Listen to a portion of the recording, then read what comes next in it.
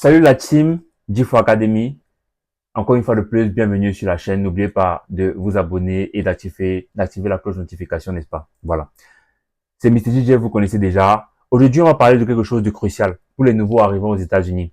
La différence entre une carte de crédit, n'est-ce pas, et une carte de débit. Credit card et debit card. Voilà. Ces deux cartes sont partout, mais elles fonctionnent différemment et comprendre ça peut éviter de gros soucis financiers.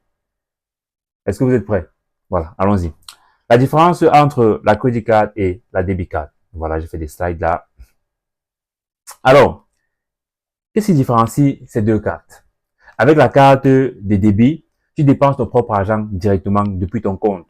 Si tu as 500 dollars dans ton compte, c'est tout ce que tu peux utiliser. Donc, ce que tu as, c'est ce que tu peux utiliser.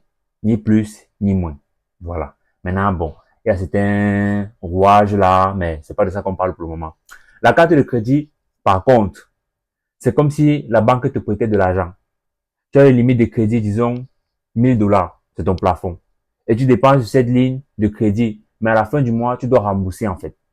Et si tu ne le fais pas, la banque te fait payer des intérêts. Oh oui, les amis, les intérêts, l'ennemi de l'homme. Mais de toute façon, on continue. On va faire une illustration simple, n'est-ce pas, pour les intérêts. Voilà. Imagine que tu empruntes 500 dollars sur ta carte de crédit. Si tu ne rembourses pas tout, la banque va te dire, pas de problème, mais je te facture 20% d'intérêt. Ça veut dire que tu vas payer 600 dollars ou plus si tu laisses traîner, si tu ne payes pas directement, n'est-ce pas? Si tu payes avec les intérêts, ça va monter à 600 dollars, les 500 dollars que tu devais de base. Morale de l'histoire, toujours payer à temps si tu veux éviter les surprises. Ok? Voilà, les amis. On continue d'abord, on va partir dans les détails dans cette vidéo juste pour que vous compreniez la différence entre les deux cas. Maintenant, on va faire un exemple d'illustration pratique. Ok? Voilà. Quand utiliser la debit card et quand utiliser la credit card. Pour ta debit card, c'est parfait pour des choses comme les courses du quotidien. Ton argent, aucune dette, c'est ton argent. Voilà.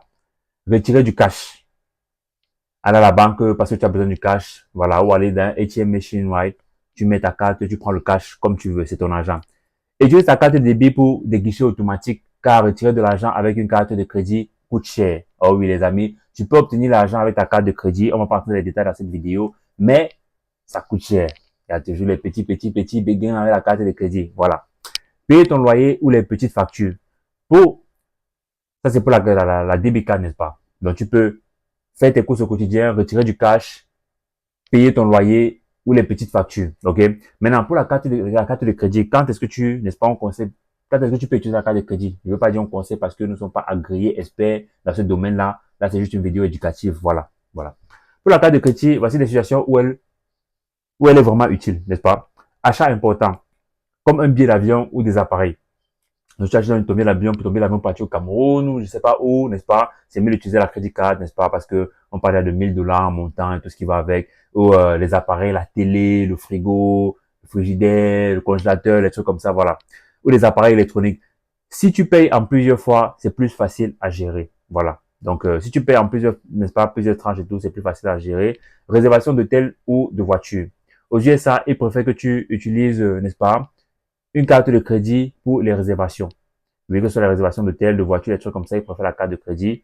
Achat en ligne, la carte de crédit a souvent des protections contre la fraude que ta carte de débit n'a pas. Donc, si vous faites des achats en ligne, c'est mieux d'utiliser la crédit card, n'est-ce pas? Dès qu'il y a un petit souci, vous pouvez revendiquer directement et on vous gère ça. Maintenant, un conseil pratique, les amis. Le plus important, c'est de se rappeler ceci. Utilise ta carte de crédit uniquement pour ce que tu peux rembourser à la fin du mois. Ne te mets pas dans une situation où tu devras payer des intérêts sur des petits achats que tu aurais pu faire avec ta carte de débit. Est-ce que vous avez compris? Vous pouvez encore remettre pour comprendre bien ce que j'ai dit, ok? Maintenant, conseil pratique pour les nouveaux, ceux qui viennent d'arriver aux États-Unis, ok? Voici trois conseils essentiels si tu es nouveau aux USA. Construis ton score de crédit, ce qu'on appelle le credit score. La carte de crédit est le meilleur outil pour cela. Mais rappelle-toi, utilise-la régulièrement pour tes petits montants et rembourse toujours tout à la fin du mois. Rembourse toujours tout à la fin du mois. Les amis sont passés par là, nous sommes toujours encore, en tout cas. On va pas entrer dans les histoires personnelles ici. On va juste brosser le sujet, on continue d'abord. Évite les avances de fonds avec une carte de crédit. C'est l'une des pires erreurs car les frais sont énormes. Si tu as besoin de cash, utilise ta carte de débit. Ok? Quand on dit avance de fonds, c'est en fait utiliser ta crédit card pour aller au ATM pour retirer le cash. Mieux tu le fais. En fait, évite ça en fait. Évite de prendre le cash dans en utilisant ta crédit card, n'est-ce pas? Parce que l'argent, ce n'est pas pour toi. Ils savent pourquoi tu donnes l'argent, ils veulent que tu achètes les choses et tout, et que tu rembourses. Pas pour que tu prennes le cash. C'est possible d'avoir le cash, mais en fait, ce n'est pas conseillé. Voilà. Surveille les frais cachés. Certaines cartes de crédit, surtout celles avec des récompenses, ont des frais annuels. Assure-toi que les avantages valent ces frais. N'est-ce pas, les amis, quand vous, n'est-ce pas, vous prenez une nouvelle crédit card, il y a beaucoup de trucs là, vous ne lisez pas, à la fin, vous signez, et vous vous rendez compte qu'en fait, peut-être, si tu payes par temps, tu sais que si tu payes par temps, on va te charger, n'est-ce pas, il y aura des intérêts, on va te charger pour ça. C'est même pas qu'il on va te charger, par exemple, par année aussi, peut-être il y a une maintenance, les frais de maintenance ou de quoi que ce soit pour la carte, je sais pas, ils vont te charger, ça dépend. Si tu n'as pas bien lu, tu vas seulement subir. Voilà. Maintenant, les amis, en conclusion, voilà, si tu retiens une chose, c'est que la carte de crédit est un outil puissant, mais elle peut devenir un piège si tu ne fais pas attention aux intérêts. Les intérêts, encore les amis, utilise-la intelligemment et tu seras sur la bonne voie pour bâtir un bon historique de crédit ici aux États-Unis. Et le crédit score, c'est très important, voilà, en même temps. Et la carte de débit, elle reste ton allié pour les dépenses quotidiennes, sans risque de dette, ok? Mais c'est, désolé les amis, avant de terminer, j'ai envie de préciser ceci. Si tu veux aller plus loin, rejoins notre communauté gratuite GIF Academy. Envoie juste, n'est-ce pas, intégration US au 646 153 3820 et on se retrouvera pour plus de conseils et d'astuces pour réussir ton intégration aux États-Unis. Voilà. Donc, tu dois connaître par exemple, n'est-ce pas, la différence entre les deux, c'est là aussi apprendre aussi la différence entre le Cash App, le Zelle, les trucs comme ça. Donc, si tu veux, n'est-ce pas, venir intégrer la communauté pour, n'est-ce pas, utiliser nos ressources gratuites pour faciliter ton intégration aux États-Unis, apprendre des petits concepts comme ça là que nous on a appris à nos dépens. Rejoins la communauté aujourd'hui, le numéro sera dans la description. Les amis, une fois de plus, pour ceux qui n'ont pas, cette vidéo, si c'est pour ceux qui n'ont pas eu le temps de venir à nos ateliers en ligne, n'est-ce pas, où on parlait de ceci, n'est-ce pas, via Google Meeting. Et si vous voulez être au courant de tous nos futurs ateliers, il faut aussi rejoindre la communauté. Le numéro est dans la description. Et les amis, on vous attend massivement. C'est gratuit pour nous rejoindre. On a aussi des groupes spécifiques, n'est-ce pas, pour être encore plus, n'est-ce pas, proche des instructeurs et apprendre plus rapidement. Mais les groupes spécifiques, c'est une autre histoire. Il y a des frais à payer pour entrer dans les groupes spécifiques, mais quand ça ne tienne, vous pouvez rejoindre la communauté. La formation, n'est-ce pas, le kit sur l'intégration aux États-Unis arrive très bientôt.